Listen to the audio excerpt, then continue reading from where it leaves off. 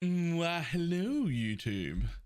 This is BalorMage again, and in today's update, we spent all day yesterday playing Omni.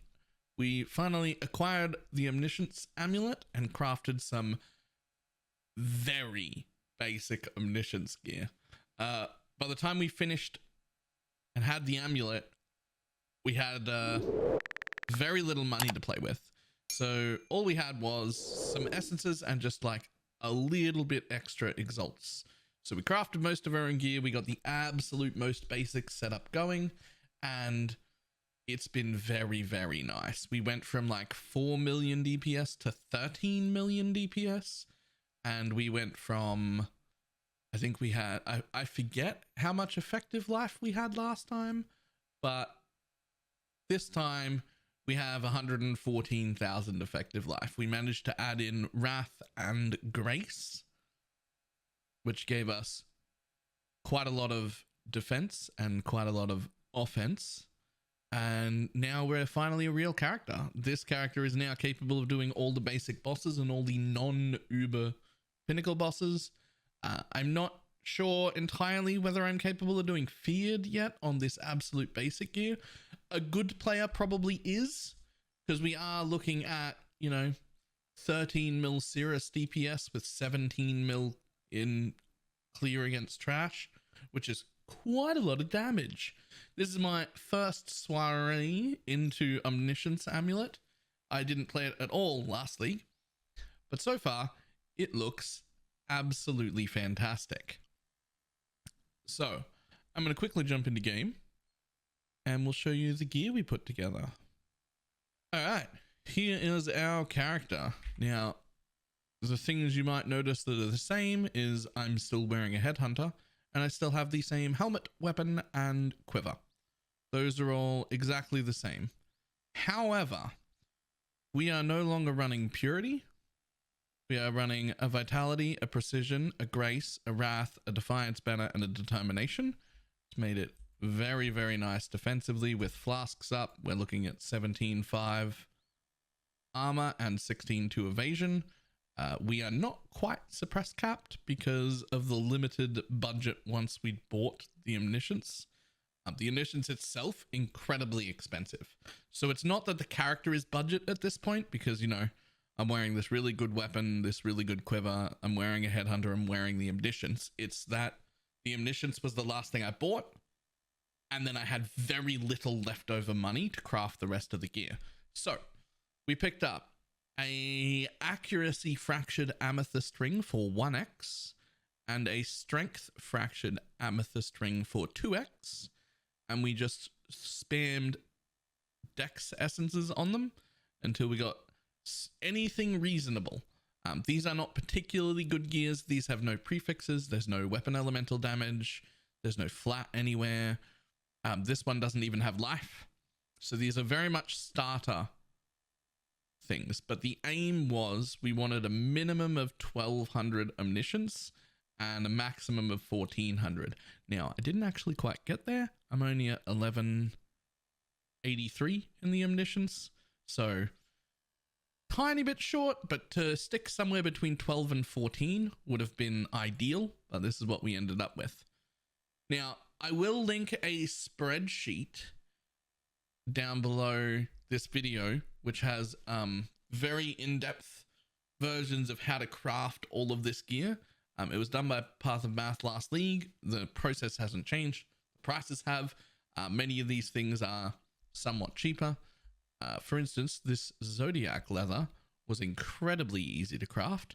All I did was spam int essences on it until I hit suppress and any other stat that was relevant. I would have taken all res because I need a little tiny bit of each resistance because I don't quite have enough Omniscience. I would have taken chaos res, or I would have taken a stat. Any of those three, and that was it. The prefixes can be changed afterwards. Again, that's all in the guide. So we're just after crafting suffixes with the int essence. It could have been the strength essence either as well, but that was very cheap. That was I believe it was a 1.5x base.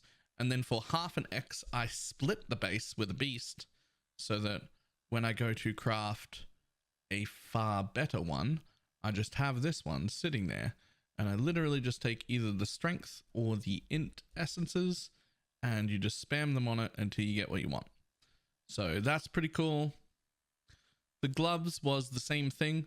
I bought a pair of slink gloves because they're the right, it's an evasion higher item level one, and I just spammed strength essences into it. Now we pick strength or int on these pieces just because they naturally roll dex, and this is what we ended up with. It's usable but not fantastic. Crafted life. Same deal here. We got, except we made these a lot cheaper by picking up a fractured movement speed base, which was only, I think, 20C, and then putting the essence for chance to avoid ailments on it until we hit at least one stat. I was after one stat and life, and that's what I got. It only took like 6 essences because movement speed was fractured, and then we put some prefixes on it. You can see we have the chance to avoid ailments there twice, and then the chance to avoid ailments crafted here. And between that and this wheel, we are at 100% chance to avoid ailments, which means we do not need purity of elements anymore, which is really nice. You can also see we are stun immune. This sort of happened by accident. I wasn't intending on getting stun immune, but my brutal restraint, which is mainly just here to add stats, just happened to hit chance to avoid stun, and then I noticed that I was at 80% chance to avoid stun.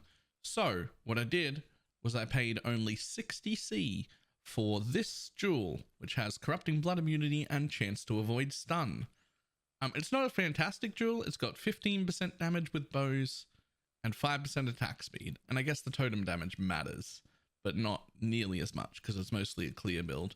But the important part was I got my stun immunity there and just became stun immune, which was really nice because that meant I got to take this node, which gives me 8% more physical mitigation, more movement speed, and then I upgraded it. It was great because before that I was in Brine King, but now I'm stun immune, don't need Brine King. So now I'm immune to all ailments and stun for another option with a slightly better gear. And if I didn't need these points here, I could take those points out, and I could take those points out, and if I had to, I could take this point out, and then I would very easily be able to come up here and grab all this chaos res, and then get cannot be maimed, cannot be hindered, which would be really nice because then I'd be immune to maim, hinder, stun, corrupting blood, and all the elemental ailments, which is the more things I'm immune to, the happier I am.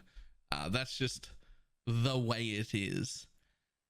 Other than that, what did we get? I think that's it. I think that's everything covered. We did, however, get a increased effect of cold ailment corrupted Asenaths. That only cost me 30C, and I paid a lab runner 2.5x to get the tornado shot enchant on it. So it's not the best rolled, but the increased effect of cold ailment is really, really nice. We are just hitting brittle cap in 60% maps, and not initially. We attack like a map boss and it hits 8%, and then it goes 8, 10, 12, 14, 15, and it caps really quick in a few hits. So it's not quite ideal. We do need a bit more damage, but that's what we got for now. However, our path of building is now at nearly 17 million on clear, which is what we've been on for all of these. We've just had the enemy is a boss no because it's just a clearer. So to compare it to our previous path of buildings, I've just left it on clear, but I do now have an appropriate amount of damage to be killing bosses. I'm still at 13 mil, even when we select bosses right now. However, what's really happening most of the time is that I'm in 60% delirious maps, which still has me doing 7 mil, even in a 60% deli map, which is very nice. The damage is just, it's so much nicer. We clear a lot faster. We're way tankier now. I don't remember what our effective life pool was before, because all I remember looking at it was I looked at it and went, ooh, that's low. And now it's 114k. So I'm real happy with that. Really happy with that. So I will be linking the path of building down below so we can follow progression if anyone is following it. The one other thing that's worth noting is that I still have my old watch's eye in, and it's really important to know that this watch's eye is absolute dog shit now. You don't want this watch's eye anymore. It was quite nice when I was very squishy and running Purity of Elements. The physical damage taken as an element just straight up took, I think it's like 8 or 9% of my physical damage would just disappear because of that. And then also the 8% with determination. And it really helped close the gap, and it was a very cheap watch's eye. It is now doing very little. I don't want this anymore. It is 12x for a life gain on hit vitality eye, which is what I'm after. I will hopefully get that in the next day. And there was one other thing that's worth noting. Oh yeah, we did give up our exposure, which I'm not a huge fan of, but I couldn't find a way to fit everything unless I get rid of my castman damage taken.